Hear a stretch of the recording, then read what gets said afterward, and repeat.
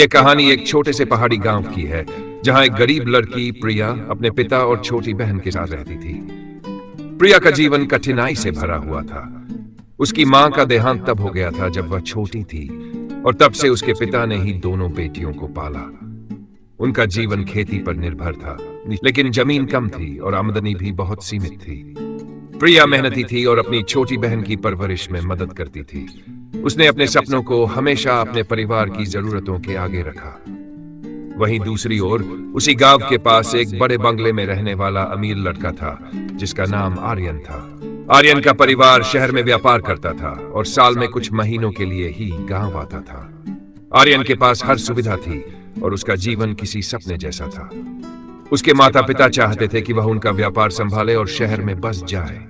एक बार जब आर्यन अपने बंगले से गांव की ओर घूमने निकला तो उसने प्रिया को गांव के कुएं से पानी भरते हुए देखा। प्रिया की सादगी और उसकी मेहनत ने उसे तुरंत आकर्षित कर लिया।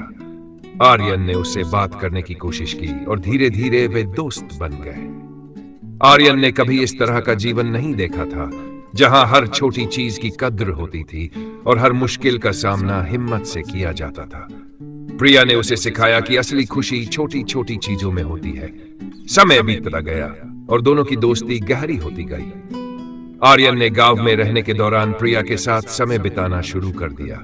वे पहाड़ियों पर साथ घूमते, गांव के खेतों में बातें करते और एक दूसरे के सपनों को साझा करते। आर्यन को शहर की चमक धमक से दूर प्रिया के साथ रहने में सुकून मिलता था और प्रिया भी आर्यन की कंपनी में खुश रहती थी। धीरे धीरे दोनों को एहसास हुआ कि वे एक दूसरे से प्यार करने लगे हैं, लेकिन उनका प्यार इतना आसान नहीं था। आर्यन का परिवार अमीर था और उन्हें इस रिश्ते से सख्त आपत्ति थी। जब आर्यन के माता पिता को यह पता चला कि वह एक गरीब लड़की से प्यार करता है तो उन्होंने इस रिश्ते को तुरंत खत्म करने का फैसला किया।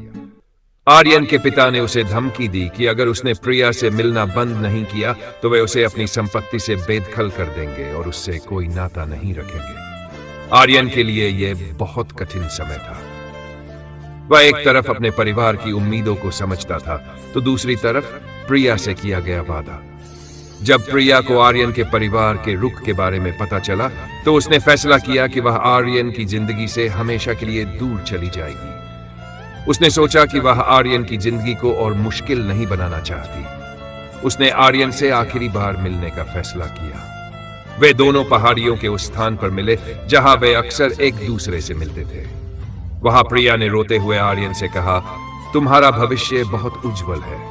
मैं तुम्हारे प्यार को कभी भी बांध नहीं सकती। तुम्हें अपने परिवार के साथ रहना चाहिए और खुश रहना चाहिए। आर्यन की आंखों में आंसू थे, लेकिन वह समझ गया कि प्रिया उसके भले के लिए ऐसा कह रही थी। प्रिया ने उस रात गांव छोड़ने का फैसला किया। वह अपने चाचा के घर किसी दूसरे गांव चली गई ताकि वह आर्यन से दूर रह सके और उसे नई जिंदगी जीने दे। आर्यन ने उसे ढूंढने की बहुत कोशिश की, लेकिन वह कहीं नहीं मिली। वह अपने परिवार की इच्छाओं के आगे झुक गया, लेकिन उसके दिल में हमेशा प्रिया की कमी रही। आर्यन ने शहर लौटकर अपने पिता के व्यापार को संभाल लिया, लेकिन उसकी जिंदगी कभी पहले जैसी नहीं रही। वह भौतिक सुख सुविधाओं से घिरा हुआ था, लेकिन अंदर से वह टूट चुका था। प्रिया की यादें उसके साथ थी और वह हर खुशी में उसे महसूस करता था। दूसरी ओर प्रिया ने भी अपना जीवन किसी तरह बिताने का प्रयास किया, लेकिन उसके दिल में आर्यन के लिए जगह हमेशा खाली रही। वर्षों बाद एक दिन आर्यन गांव वापस आया। वह अपने पुराने दिनों की याद में उसी पहाड़ी पर गया जहां वह और प्रिया मिला करते थे। वहां पहुंचकर उसने देखा कि एक पेड़ पर उनका नाम अब भी लिखा हुआ था। उसे महसूस हुआ कि कुछ भी बदल नहीं सकता, सिवाय उसके दिल की उस खाली जगह के जिसे केवल प्रिया ही भर सकती थी। उसी दिन उसे पता चला कि प्रिया अब इस दुनिया में नहीं थी। बीमारी और कठिन परिस्थितियों ने उसका जीवन छीन लिया था। आर्यन के लिए यह खबर किसी सदमे से कम नहीं थी। वह टूट चुका था। उसने महसूस किया कि वह अपना सच्चा प्यार खो चुका है और अब उसके पास सिर्फ प्रिया की यादें थी। उसने उसी पहाड़ी पर बैठकर रोते हुए प्रिया को याद किया और अपनी सारी खुशियां और सिया और सपने उसके साथ ही खो दिए।